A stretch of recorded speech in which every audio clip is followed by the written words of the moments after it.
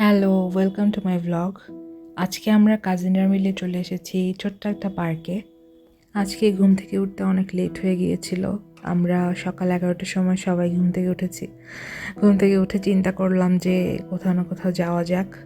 তারপরে পার্কে আসলাম। আমি আইসক্রিম খাচ্ছি আর আমার কাজিনরা মিলে বাচ্চাদের খেলার সামগ্রী দিয়ে খেলছে। ওরা অনেকক্ষণ ধরে দুষ্টামি করছিল। এরপরে চিন্তা করলো যে এই পায়ে রাইড করা যায়, এটা কি বলে আমি জানি না, তো এখানে উঠবে। সো সবাই মিলে সেখানে উঠলো, তারপরে রাইড করছিল। আমি দূর থেকে দাঁড়িয়ে দেখছিলাম, বিকজ আমি এই পানিতে নামা অনেক বেশি ভয় পাই। সো আমি নামতে পারিনি, কিন্তু একটু পরে ওরা আবার আমাকে জোর করে নামিয়েছে। সো আমি আবার ওদের সাথে যুক্ত হলাম।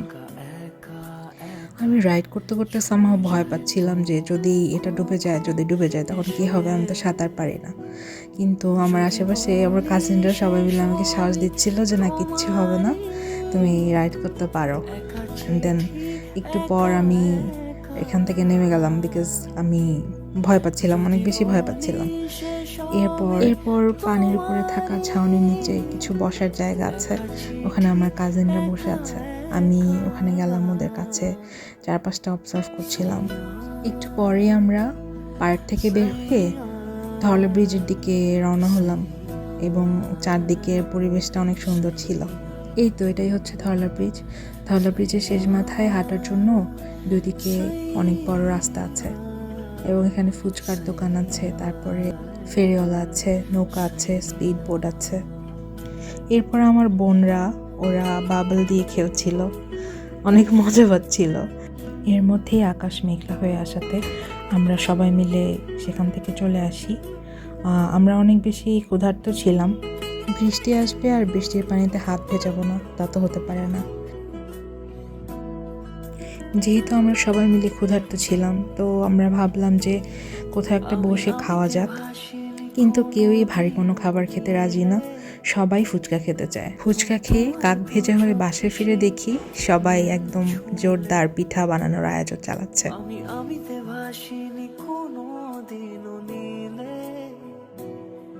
তুমি তোমার দু চোখে সেই নীল ছুঁলে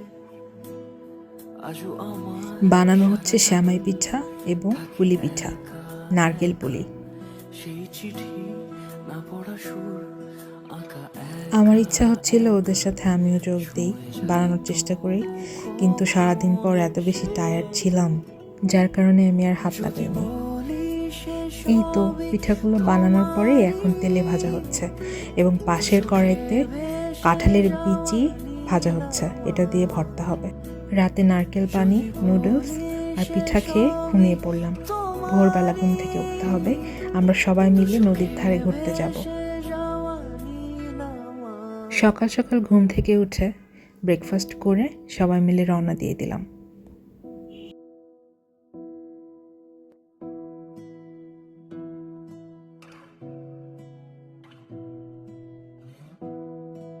আমি বসে বসে অনেক বোর হচ্ছিলাম, রাস্তা যেন শেষ হচ্ছেই না। ফাইনালি আমরা আমাদের কাঙ্ক্ষিত জায়গায় পৌঁছে গেলাম। দেখো চারদিকটা কত সুন্দর।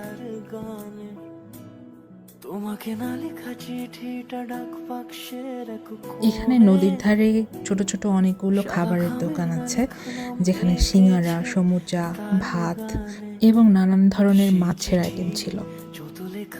আমরা সবাই মিলে একটি খাবারের দোকান খুঁজছিলাম, যেখানে ফ্রেশ মাছ দিয়ে ভাত খাওয়া যাবে দুপুরে।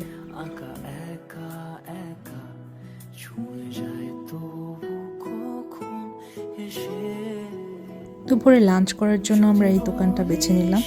এর থেকে ভালো দোকান আমরা আসলে খুঁজে পাইনি এখানে। আর এটা হচ্ছে আমার পিচ্চি একটা কাজিন, এবং আমাদের সাথে এসেছে। ও এখানে এসে অনেক মজা পাচ্ছিল, ও আঙুল দিয়ে আমাকে নৌকা দেখাচ্ছিল, আমিও দেখছিলাম। এই তো বসে আছি, বসে থাকতে থাকতে আমারও ক্ষুধা পেয়ে যায় অনেক বেশি, কারণ সেই সকালবেলা বেরিয়েছি। খাবারের অর্ডার দিয়ে যে যার যার মতো বসে যায়, আর আমি একটু এদিকে চারদিকটা ঘুরে দেখছিলাম। এই তো খাবার রেডি। আমি নিয়েছিলাম চিংড়ি মাছ ভুনা আর ভাত। এরপর বাসায় চলে এসে কফি খাচ্ছি। এর পরের ক্লিপগুলো নিতে আমি একদমই ভুলে গিয়েছিলাম। আবার কথা হবে অন্য কোনো ব্লগ।